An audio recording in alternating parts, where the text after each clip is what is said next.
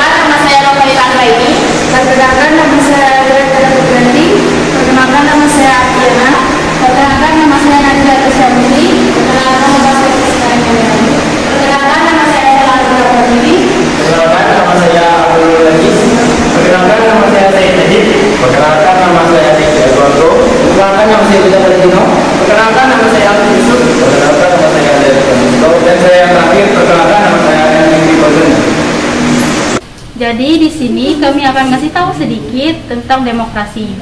Nah, apa sih demokrasi tersebut? Jadi demokrasi adalah bentuk pemerintahan di mana semua warga negaranya memiliki hak yang sama dalam pengambilan keputusan yang dapat mengubah hidup mereka. Demokrasi mengizinkan warga negaranya berpartisipasi baik secara langsung maupun tidak langsung dalam perumusan, pengembangan dan pembuatan hukum. Dan juga menurut pengertian demokrasi menurut para ahli.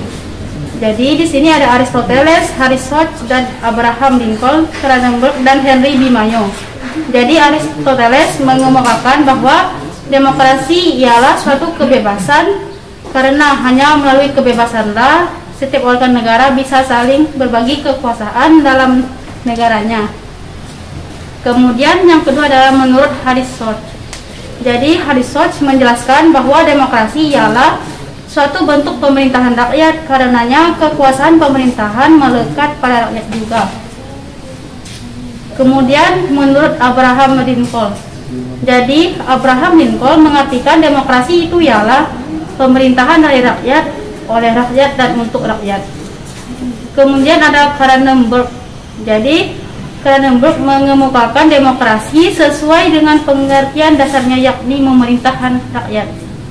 Kemudian yang terakhir adalah menurut Henry B. Mayo. Jadi Henry B. Mayo menjelaskan dalam menjalankan sistem politik demokratis, pemerintahan yang mengambil suatu kebijakan umum ditetapkan oleh kebanyakan dari wakil rakyat dan diawasi secara efektif oleh masyarakat atau rakyat. Selanjutnya, pendidikan demokrasi di Indonesia. Pendidikan demokrasi pada hakikatnya membimbing peserta didik agar semakin dewasa dalam berdemokrasi dengan cara mensosialisasikan nilai-nilai demokrasi, agar perilakunya dicerminkan kehidupannya yang demokratis. Sebagai konsep berbicara mengenai arti, makna dan sikap perilaku yang tergolong demokratis. Tantangan kehidupan demokrasi Indonesia. Sejak masuk era reformasi, konsep demokrasi semakin nyata didengungkan. Hal ini terlihat dari kebebasan pers dan kebebasan berpendapat di kalangan masyarakat.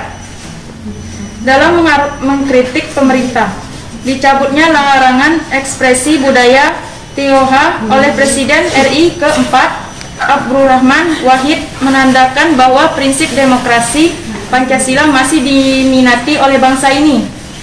Namun di sisi lain, era reformasi juga membawa dilema untuk bangsa ini.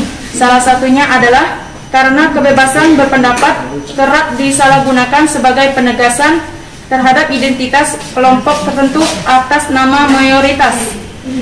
Hal tersebut tentunya menjadi permasalahan tersendiri bagi bangsa dan secara potensial ini dapat menderai hakikat demokrasi Pancasila.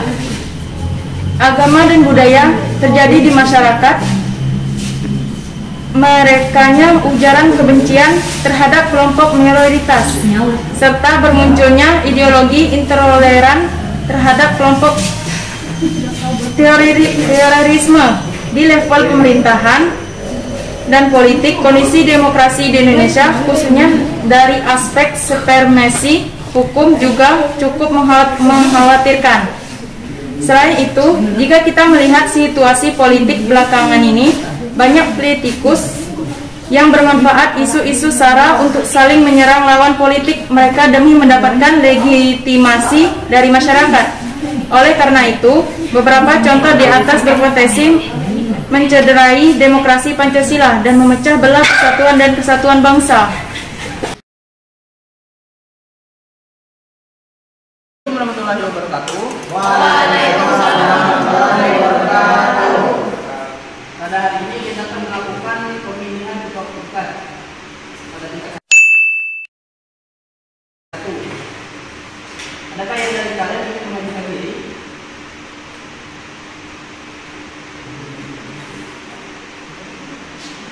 Satu orang,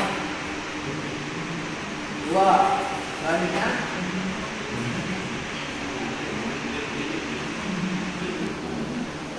Adakah yang lainnya?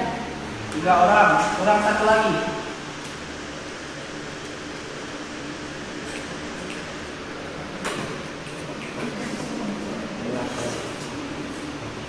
Nah, 4 cukup.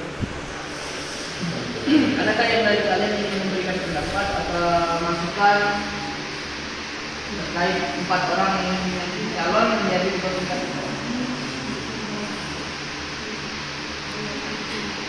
Dimulai dari Adriano pertama ya. Ada yang tidak setuju atau setuju? Mungkin saya menurut saya mungkin Adriano lebih tepat untuk menjadi ketua tingkat. Baiklah teman-teman, sekian video dari kelompok kami. Kurang lebihnya saya mohon maaf. Kami akhiri. Wassalamualaikum.